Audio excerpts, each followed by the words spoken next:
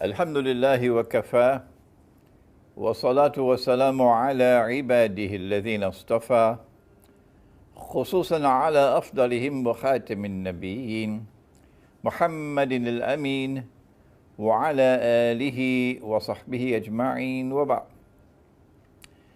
We greet you, brothers and sisters and friends, from here in my sitting room in Kuala Lumpur in Malaysia, with the universal greeting of peace. Assalamu alaikum wa rahmatullahi wa barakatuh.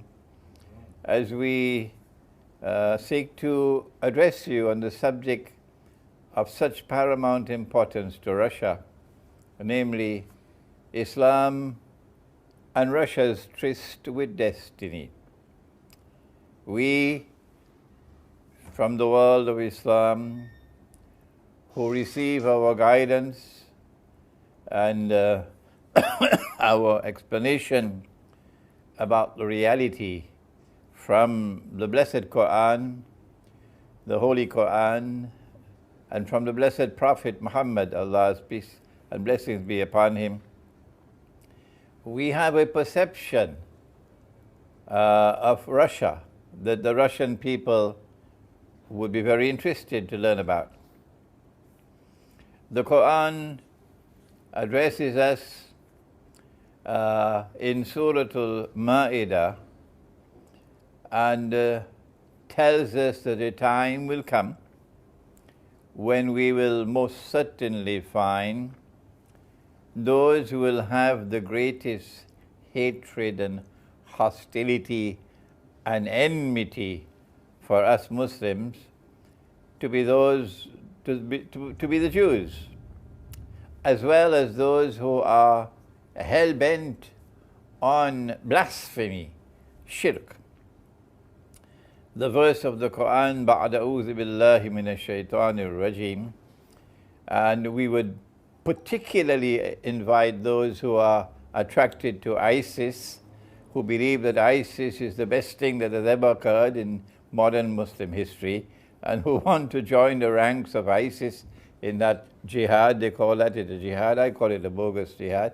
We would invite you to sit down and listen to the Quran so that you might wake up from your sleep. بَعْدَ أَعُوذُ بِاللَّهِ مِنَ الشَّيْطَانِ الرَّجِيمِ لَتَجِدَنَّ أَشَدَّ النَّاسِ عَدَاوَةً لِلَّذِينَ آمَنُوا الْيَهُودِ وَالَّذِينَ أَشْرَكُوا. You will most certainly find in time to come that those who will have the greatest hatred and hostility and enmity for you would be Jews. When the Quran speaks of Jews, it is not speaking about all Jews. No, that's wrong methodology. It is speaking about some Jews, not all Jews. You will find that those who will have the greatest hatred for you would be Jews. And that's clear today that the Jewish state of Israel is exhibiting more than just hatred for Muslims. It is acting in a barbarian way. But the Quran goes on to speak about those who are hell-bent on manifesting and projecting shirk or blasphemy. And that is precisely the conduct of those who control power in the world today, in Washington, in London, in Paris, in Germany, etc. The Anglo-American Zionist Judeo-Christian Alliance are the ones who are hell-bent on projecting blasphemy and embracing all of mankind with blasphemy or shirk. There are many examples of it that we can give to you, but we've done that in so many previous lectures of ours. But then after having spoken about those who would at that time have this greatest hatred for us, Muslims, the Quran then goes on to say that at that time you will find something else. وَلَتَجِدَنَّ أَقْرَبَهُمْ مَوَدَّةً لِلَّذِينَ آمَنُوا الَّذِينَ قَالُوا إِنَّا نَصَارَى. That you will most certainly find at that time when the Jews exhibit the greatest hatred of all, at that time you will find that those who are closest of all to you Muslims in love and affection would be those who say, we are Christians. This is not Imran Hosein speaking. This is the Quran. And we invite you who are supporters of ISIS, who are supporters of the bogus Islamic State and bogus Caliphate, who are acting just as barbarian in your conduct as those who rule the world today. We invite you to listen to the Quran. Who are those Christians, we ask you, and we want an answer from you. Who are those Christians who at that time, when the Jews are most hostile of all to you, would be the closest of all to you in love and affection? ذلك بأن منهم القسيسين والرهبان وأنهم لا يستكبرون. The reason why they have the greatest love and affection for you is because they are not an arrogant people. No, those who rule the world today are an arrogant people. They believe that they have a divine right to civilize the rest of us in the world, the brown-skinned people. But they are the most civilized people. They have a chip on their shoulders, and they give us this jingoistic cry that they have come to civilize the world. That's arrogance.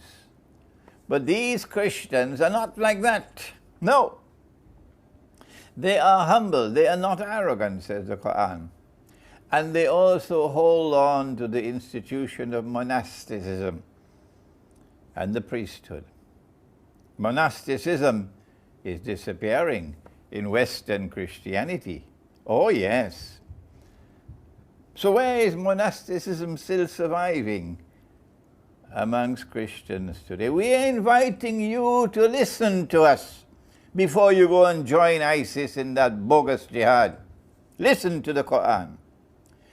Who are those Christians? We can easily identify the Jews who are hostile to Muslims today. We can easily identify those who are pursuing the agenda of shirk. They are those who are ruling the world today. But who are those about whom the Quran is speaking at this time, when the Jews are most hostile? Who are those Christians at this time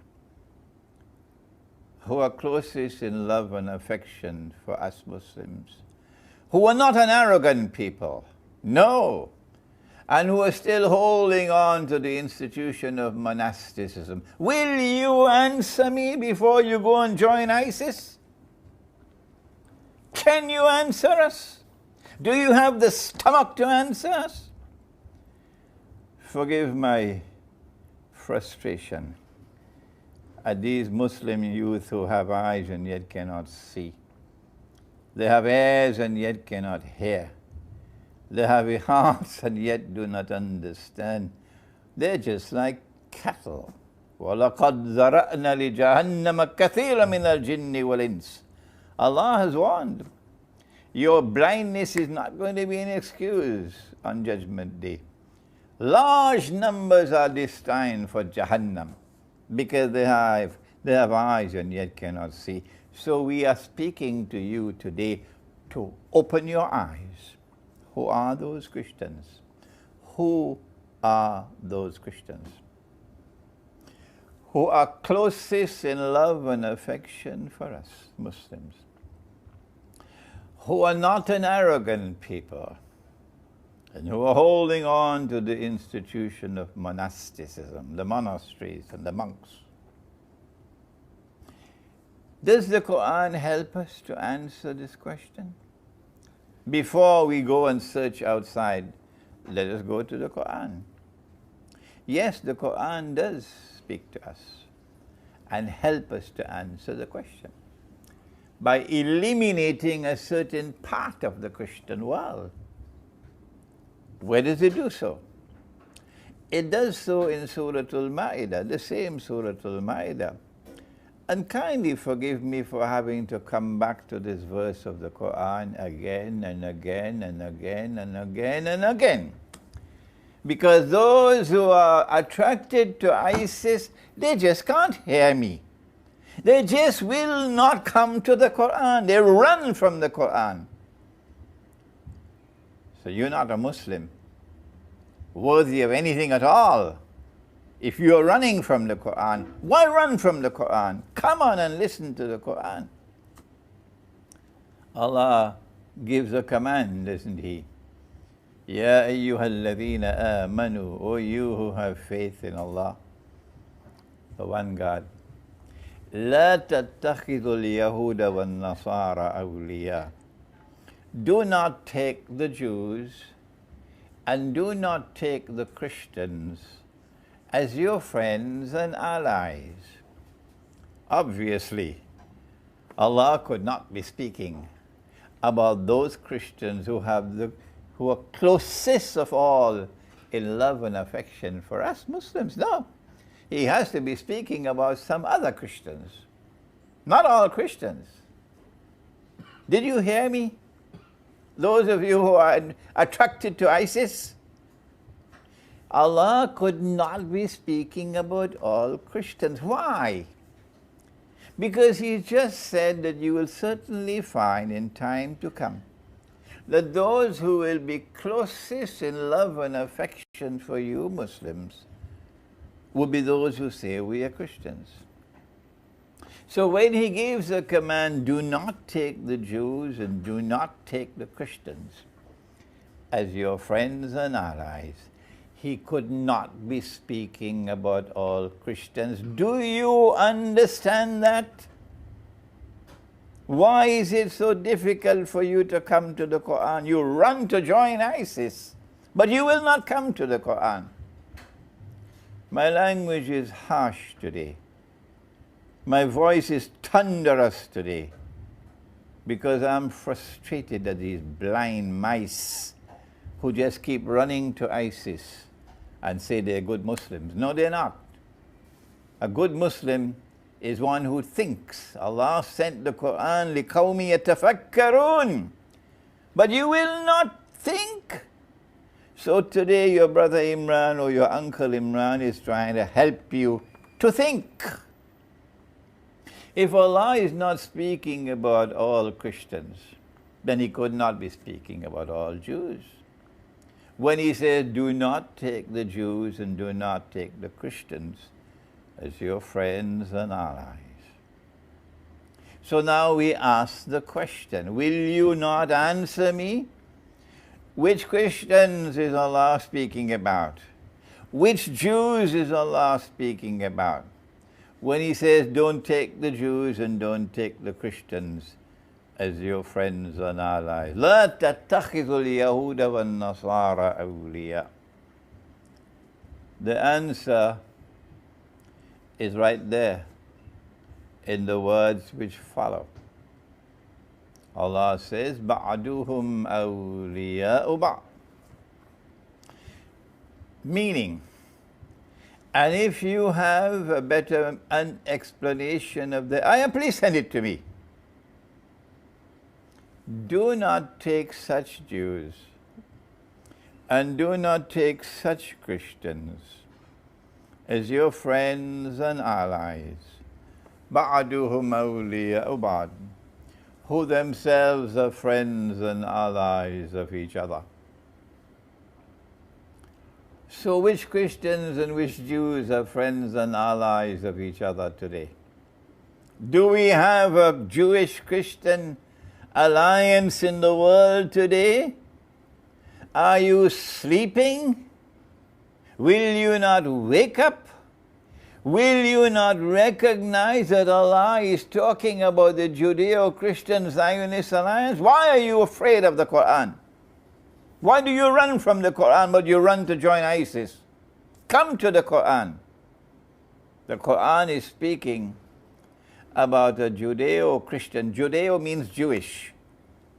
The Quran is speaking about a Judeo-Christian Zionist alliance, which today holds power in the world. So those Christians are eliminated from the answer, meaning Western Christianity, which is in alliance with the Zionist Jews supporting the state of Israel, which have NATO as their military arm, but the so-called Islamic government in Turkey apparently doesn't study the Quran because they are comfortable as members of NATO. I've never ever heard the Turkish government, the present Turkish government, speak even a whisper about it being incompatible with the Quran to be members of NATO. Will they ever say that? Do they have the guts to speak? Do they have the integrity to speak as Muslims and to say, no, Turkey should not be a member of NATO? It is in conflict with the Quran. Is that Islam? Is that the Islam that you are supporting? Is that the Islam that you are so happy about? Well then, now we know that the Christians who are going to be closest in love and affection to Muslims, at that time when the Jews are most hostile to Muslims, which is today, would not be Western Christianity. Is there another Christianity in the world which is not in alliance with the Zionists? Go ask the Christians of Greece. Go ask the Christians of Bulgaria. Go ask the Christians of Armenia. Go ask many of the Christians in Romania. And go ask the Christians of Russia. And they will tell you very, very quickly, we are not in alliance with the Zionist Jews. No. And we are holding fast to the institution of monasticism. The Quran refers to these Christians. Do you know that? There's a whole surah of the Quran about them. Do you know that? Those of you who are joining ISIS, will you not listen? There is a surah of the Quran called Surah Rum. And in that surah, Allah speaks about Rum. It is at the beginning of the surah. The word Rum occurs only once in the whole Quran. And he says, غُلِبَتِ الرُّوم. Rome has been defeated. I know that I have quoted these verses of the Quran several times in the past. And some of you may be tired that I am repeating. But what can I do if the people who want to join ISIS, they have ears and they can't hear? Don't I have to repeat? So that some of them at least would have some integrity and come to the Quran before they go to join ISIS. غُلِبَتِ الرُّوم. Rome has been defeated. Defeated in what? A game of chess? No, defeated in war. So we're not talking about a church, about a monastery. We're talking about an army, a state which wages war.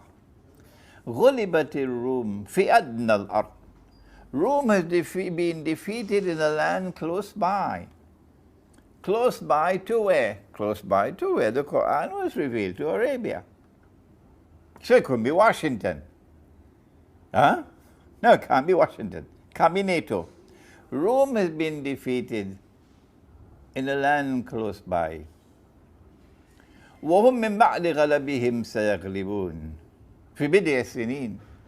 But Allah is conveying news about the future.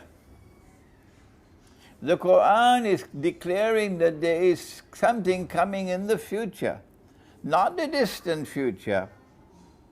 No, the immediate future, in a few years from now. That Rome is going to reverse the defeat and will be victorious. This is a prophecy, a divine prophecy. لِلَّهِ الْأَمْرُ مِنْ قَبْلُ وَمِنْ بَعْدُ. Decision making, the command is with Allah. The first time when Rome was defeated, and the second time when Rome will be victorious. It is Allah who decides upon victory and defeat. But on that day when Rome is victorious, guess what will be the response of the Muslims? وَيَوْمَئِذٍ يَفْرَحُ الْمُؤْمِنُونَ. On that day, the believers, those who have faith in Allah, which is synonymous here with Muslims, will celebrate. So the Quran establishes a positive relationship. We are not talking about military history here. We're talking about the Quran. So show respect for the Quran, please. Don't bring any extraneous matters to it. Allah is speaking in the Quran. Will we not show respect for the Quran? That on that day when Rome is victorious, the Muslims will celebrate. So the Quran establishes a positive relationship, a friendly relationship, a loving relationship between Muslims and one part of the Christian world, which is called Rome. Who is Rome? Answer: Rome is Constantinople, the Byzantine Empire, Orthodox Christianity. Orthodox Christianity does not celebrate Christmas on December 25th. Didn't you know that? That's not Orthodox Christianity, that's another Christianity, which has allied themselves with the Jews and who have given to the world Santa Claus. But Orthodox Christianity doesn't have Christmas on December 25th. No, they have their Christmas in early January. Orthodox Christianity is Rome. And it is Orthodox Christianity that Allah is speaking about. Rome that He is speaking about. When He says that at that time, when the Jews are most hostile of all to you, at that time you will find Orthodox Christians coming to you as closest of all in love and in affection. Is this so difficult for you to understand? How many times must I repeat it? People are fed up now, Imran Hosein repeating and repeating and repeating. Who is the leader of Rome today? Is it Greece? The Greek always remind us that they had built Hagia Sophia when Christianity has not yet reached Russia. And when the Russians wanted to know which religion to join, when the delegation came to Constantinople and they saw Hagia Sophia, they were so impressed that they went back and reported, and Russia decided to join Orthodox Christianity. The Greek never tire in telling us they were Christians before the Russians. But today the leader of the Orthodox Christian world is indeed Russia. Russia is the biggest, the most powerful, leading nation in the Orthodox Christian world. So Russia is the leader of Rome today. If the CIA, have you heard me? If the CIA sends weapons and arms, and before that it was Britain doing it, Britain sending weapons to Imam Shamil, Britain sending weapons and sending money to Imam Shamil in the Caucasus to launch a rebellion against Russia, Tsarist Russia. If Britain is and United States of America are doing the dirty work of providing the weapons and providing the training and providing the financing as they're doing now for this bogus ISIS, and Russia responds to protect itself from this attack that is being launched through Muslims by the United States and Britain, are you going to blame Russia for seeking to protect itself when the CIA comes to stab you in the back at Grozny with the Chechens? Even the Chechens themselves admit that they were getting weapons from the CIA, from the Americans. So you're going to hold that against Russia? No, the Russians are absolutely correct in protecting Russia from this attack which is being launched by the CIA using Muslims.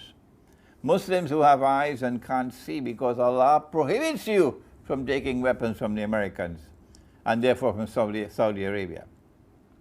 So therefore, we have come to the conclusion that between Islam and Russia there is a link. The link is that the Quran recognizes Orthodox Christians, or Rum, to be those who at this time in history would be the closest in love and affection for Muslims. That is already taking place. I told you I went to Russia, I went to Moscow last July, and I spoke at the State University of Moscow, and I got a very respectful and a very friendly welcome and response, and I was invited to come again. And since I spoke in Moscow and since my lectures have been coming on the internet, I'm receiving emails from all over the Orthodox Christian world. All of them showing their approval and their fondness for this exposition of Islam that they're hearing from me, so different from Ottoman Islam, which waged relentless, unjust war, bogus jihad against Rome, Orthodox Christians, for 500 years on behalf of Dajjal. Now that we've established a positive relationship between Islam, the religion, and Russia, the leader of Rome today, now we can proceed with our subject of Islam and Russia's tryst with destiny. The Western world, the Judeo-Christian Zionist alliance, have been targeting Russia for the longest while. Even before the Zionist movement had been established, they were already targeting Russia. The Crimean War was fought before the Zionist movement was established. The Crimean War was the last effort that they made in warfare to try to crush Russia.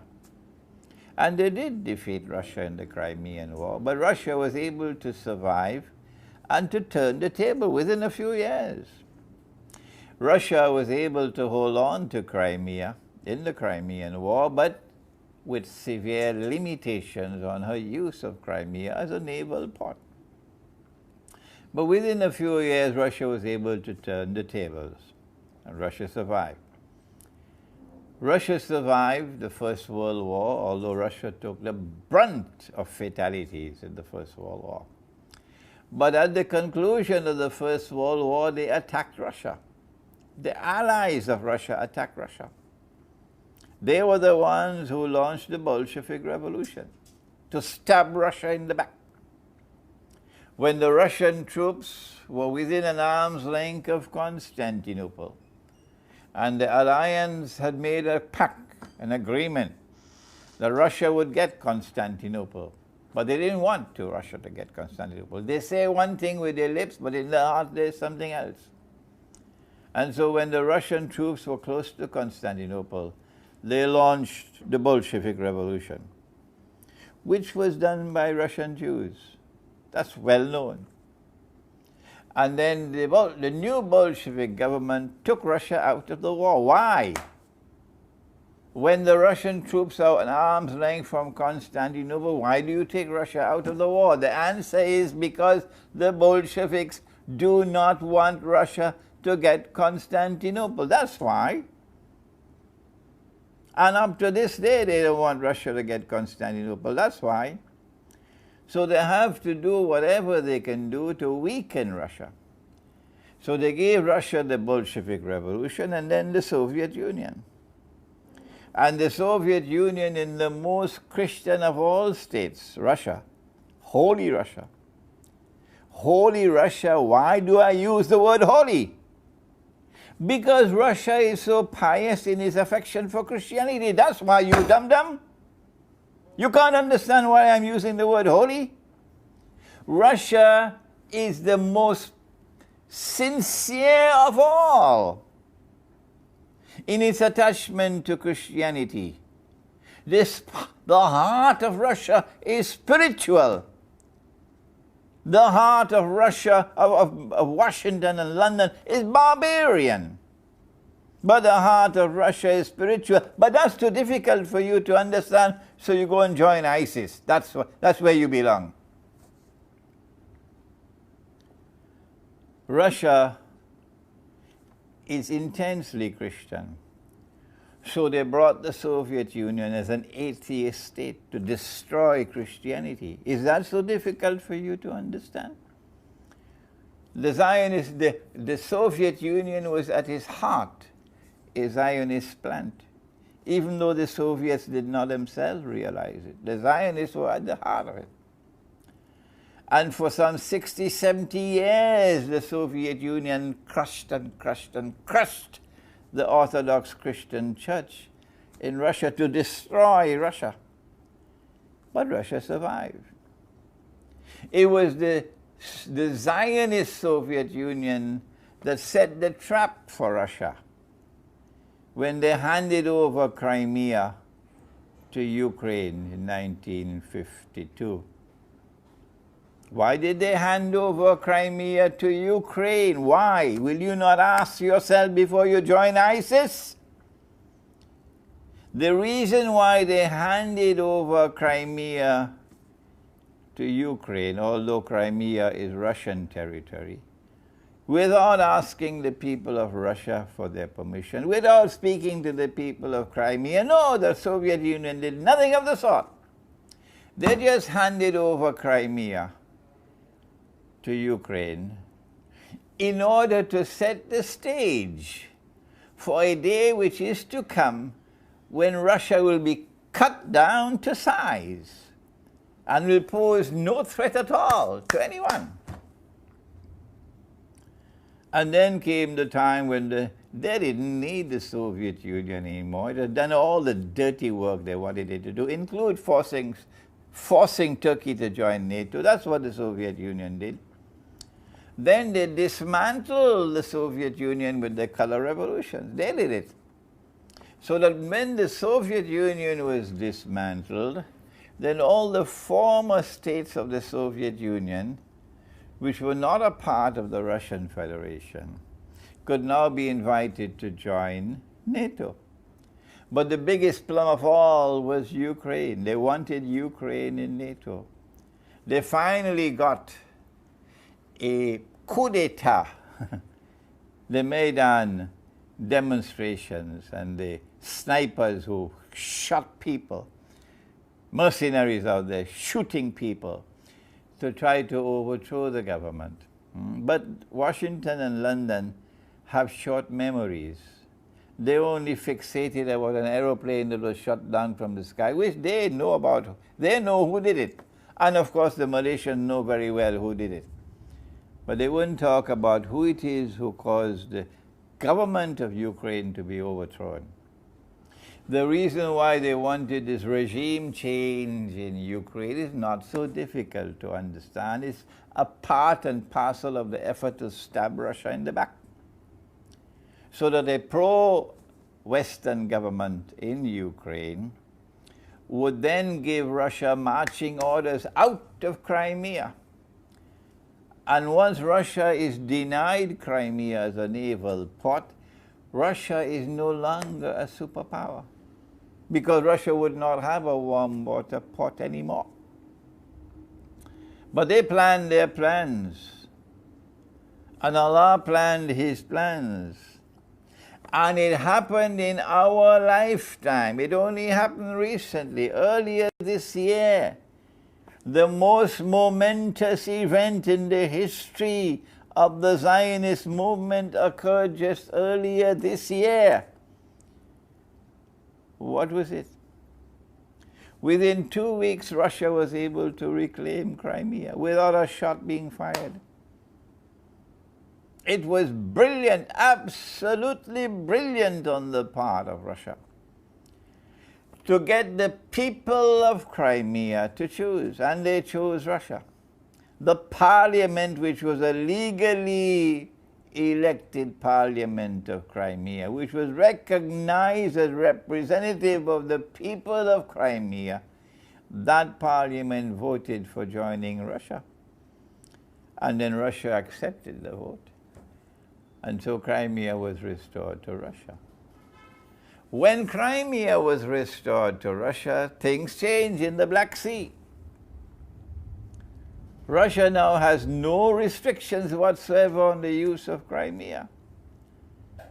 Russian power can now be extended all over the Black Sea, which means all the littoral states. The Russian territorial waters, the Russian economic zone now expands because Crimea is now a part of Russia.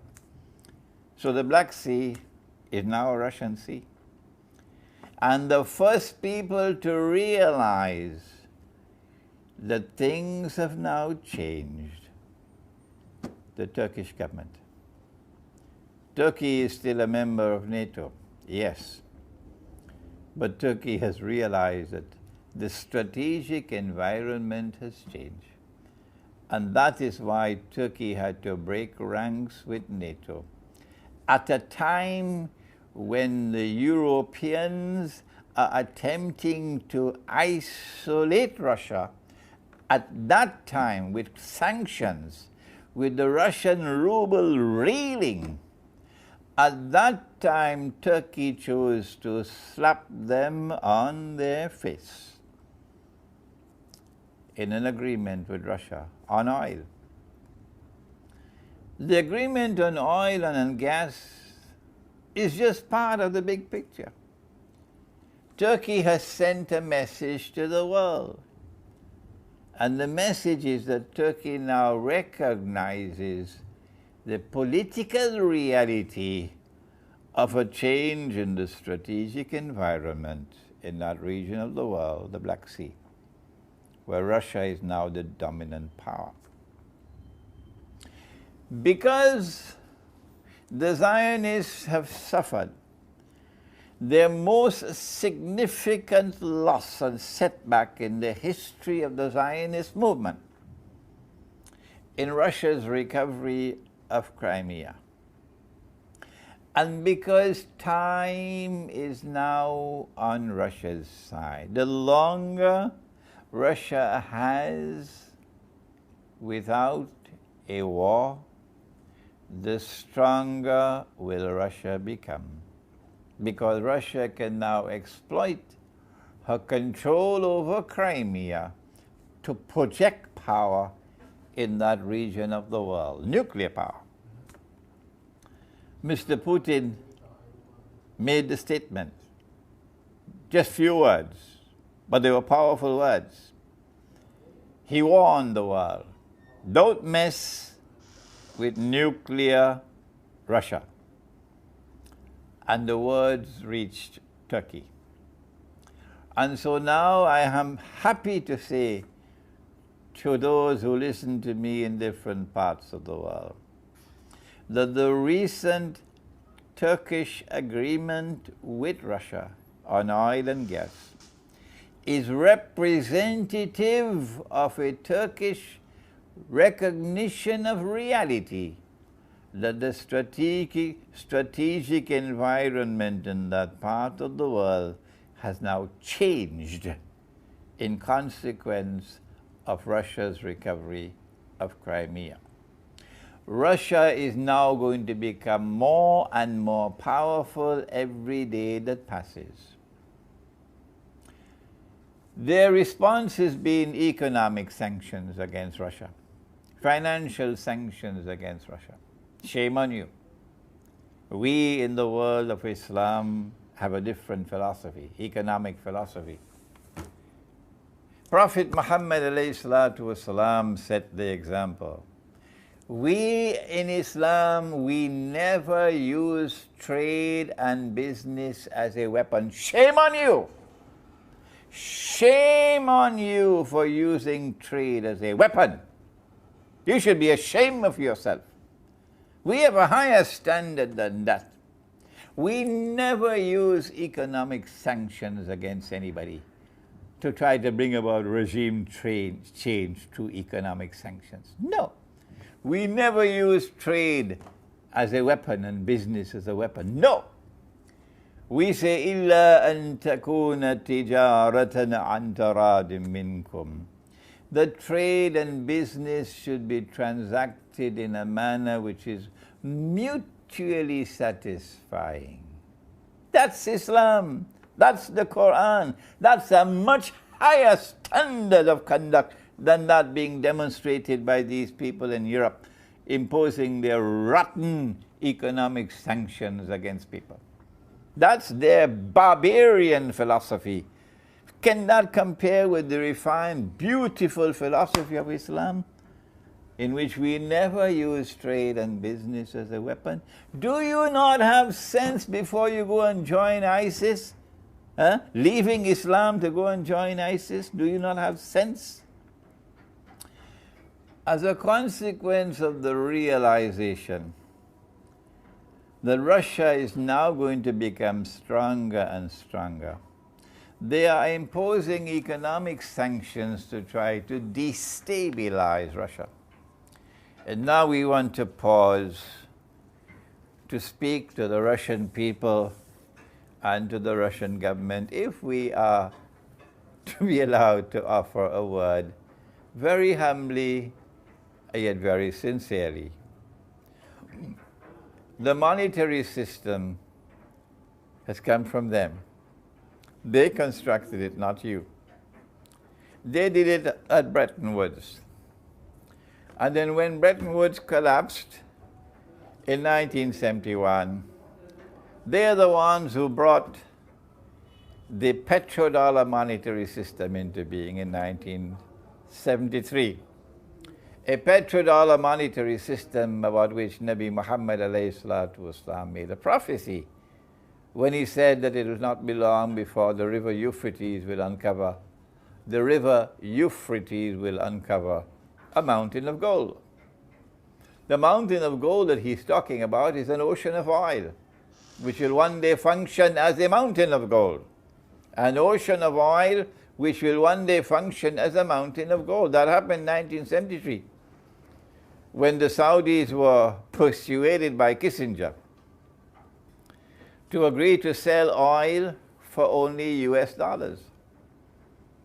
And so now the US dollar is no longer backed by gold, it is backed by oil. So it becomes the petrodollar.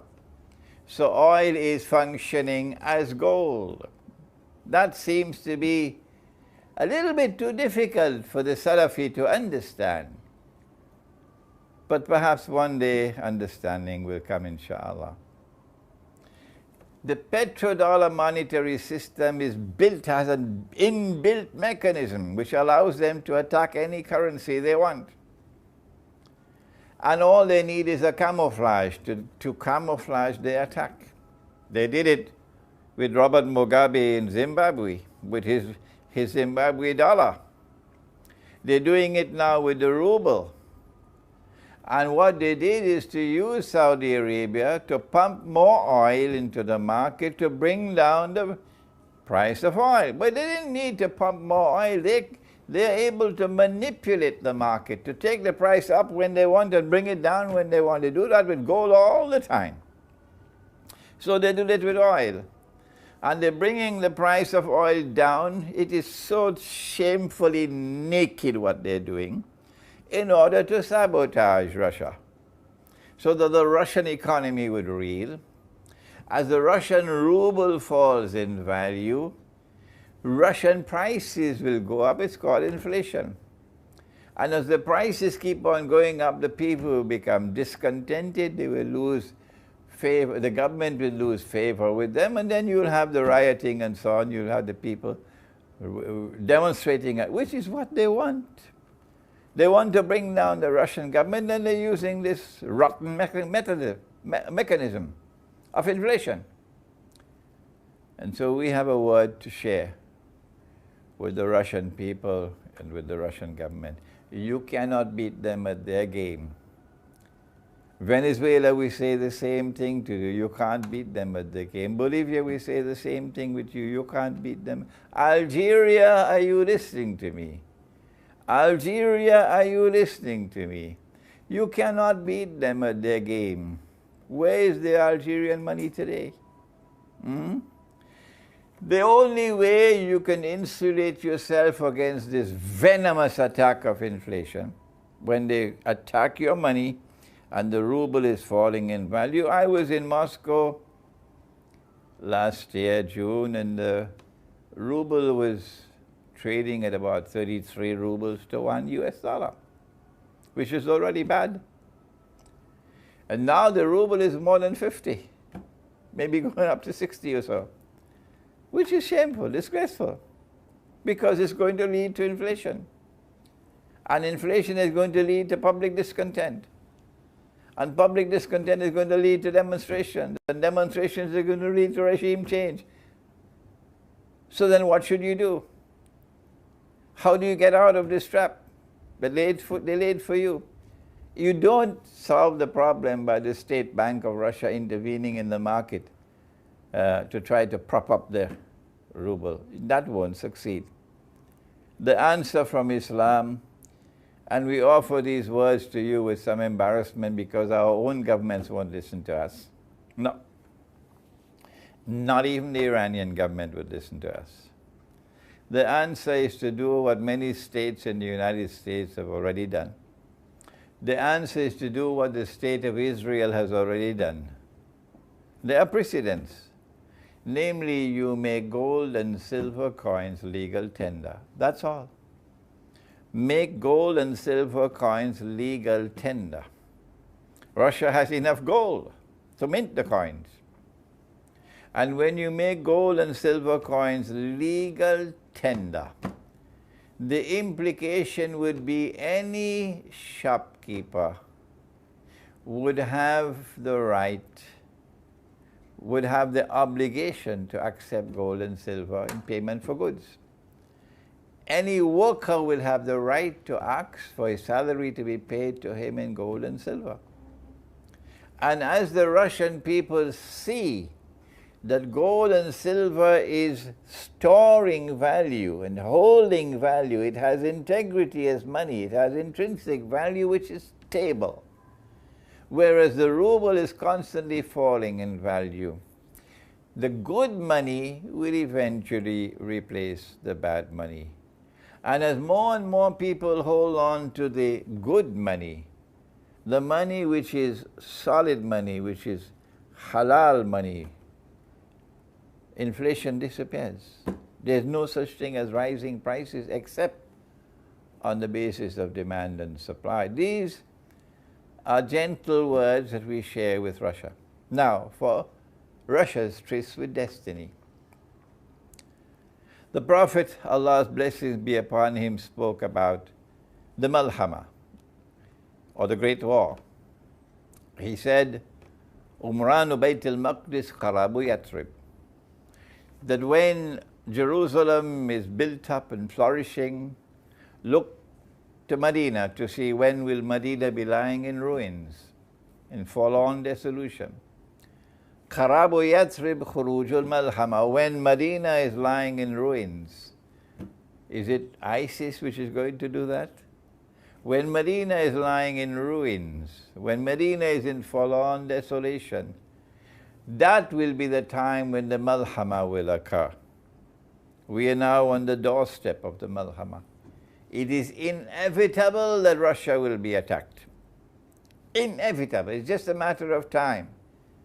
And that will be the Malhama, because it's going to be nuclear weapons.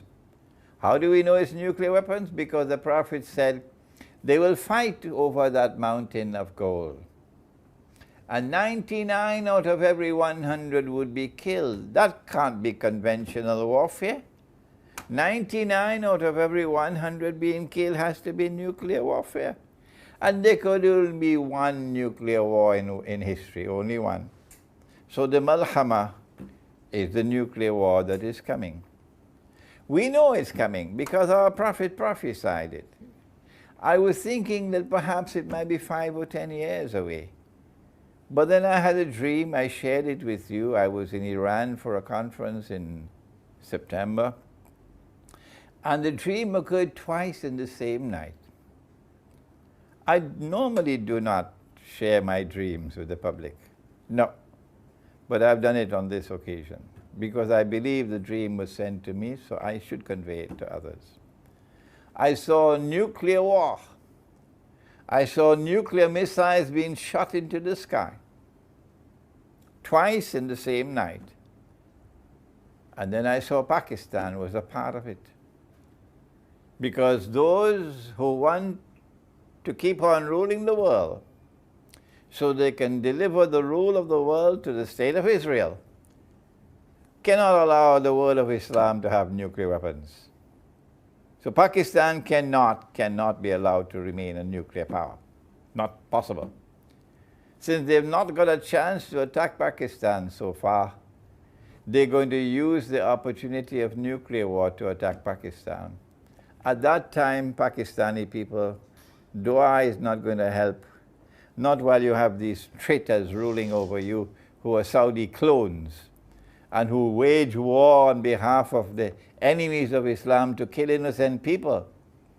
To kill innocent people saying that they are terrorists without even giving the boy a chance to be defended in a court of law. Does Islam allow you to do that? Does the state have the right to kill people? That's what you just did 2 days ago to the son of a great sheikh. I knew that sheikh, Sheikh Gulsher Shukri. He was an elder brother to me. I loved him very much. He was a learned man. He was from Guyana in South America. Maulana Fadlur Rahman Ansari, who was my teacher, chose Gulsher to be his student. Wanted Gulsher as his student. Instead, Imran became a student. And so Sheikh Gulsher had an honorable place in the world of Islam. And this was his son. Why did he not have a chance to go in a court of law and be tried for the accusations that have been launched against him? No, you kill him. You kill him so he doesn't have a chance to be defended in a court of law. That's why. That's what the government and Pakistan Armed Forces did. So when the time comes for the attack to be launched on Pakistan, I wonder whether dua will help on that day. The heavens must be so angry with those who rule over Pakistan today. Not just the Pakistani people detest you. The Pakistani people detest you. And when they have a chance, they'll lynch you. It's the heavens above also who detest you. So the Malhama is coming. And now we turn to Russia's tryst with destiny. We've spoken of it before, but maybe the Russian people didn't hear it. So today we've titled this lecture Islam and Russia's Tryst with Destiny, so that it will attract the attention of the Russian people. That our Prophet said, Khurujul Malhama Fathul Constantinia. That when the Malhama occurs, the next thing that will happen will be the conquest of Constantinople. What could be the military significance of a conquest of Constantinople? And who will do it? It's a Christian-Muslim alliance that will do it. Why? Because NATO today controls Constantinople. That's why. So long as this Turkish government is in power, they can never leave NATO. Not at all. I would be tremendously surprised to see this government of Turkey making any effort to take Turkey out of NATO. That's their Islamic credentials, their so-called Islamic credentials.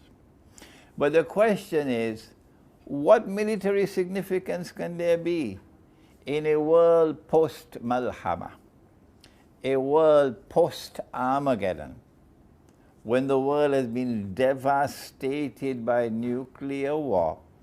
what possible significance can there be in a conquest of Constantinople by an alliance of Muslims and Rome? Answer, there is only one answer, only one answer. That conquest of Constantinople will break the back of NATO and liberate Constantinople from the control of NATO. So Turkey will remain a member of NATO until the Malhama. When that conquest of Constantinople takes place after the Malhama,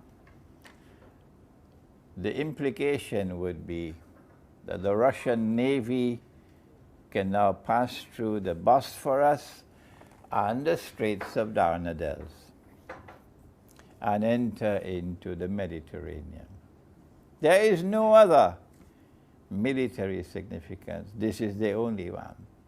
And so we say to you from the world of Islam, to the Russian people, we say to you, the Russian people, from Islam, that Russia will survive the nuclear war. NATO could put that in its pipe and smoke it. Russia will survive the nuclear war. And Russia will remain a naval power. There may be no more aerial warfare after that, except perhaps the state of Israel, Dajjal's flying donkey. But Russia will remain a naval power after the Malhama. And so Russia has a tryst with destiny. Why would Allah in His wisdom ordain the conquest of Constantinople after the Malhama, so that the Russian Navy could pass through the Straits of Bosphorus, the Bosphorus and the Straits of Dardanelles into the Mediterranean, other than the Russian Navy has a role to play in the liberation of the Holy Land, in cleansing the Holy Land of this barbarian rubbish, the impostor state of Israel. And if these words are too powerful for them, and they want to resort to their favorite weapon of assassination, we say to them, as we've said to them in the past, and listen to me please, you can kill a man, but you cannot kill the truth. And we're not afraid of death, not in the world of Islam, no. We're not afraid of death. And so Russia has a tryst with destiny. And that tryst with destiny is to ally itself with the world of Islam, to liberate the Holy Land, and to bring back justice and peace to the Holy Land, when truth will triumph and a Christian-Muslim alliance will achieve that success. This is a time for Muslims and Christians, Orthodox Christians, to hold hands together, reach out to hold hands with each other, to build friendship and alliance with each other. And my talk tonight is meant to wake us up, wake us up. And my talk tonight is also meant to try to reach at least some of those who are joining ISIS, believing that they are going on the right path, to say to you, no, you have eyes and you cannot see. You're on the wrong path. Turn around and return to the Quran. ربنا تقبل منا إنك أنت السميع العليم وتب علينا يا مولانا إنك أنت التواب الرحيم برحمتك يا أرحم الراحمين آمين.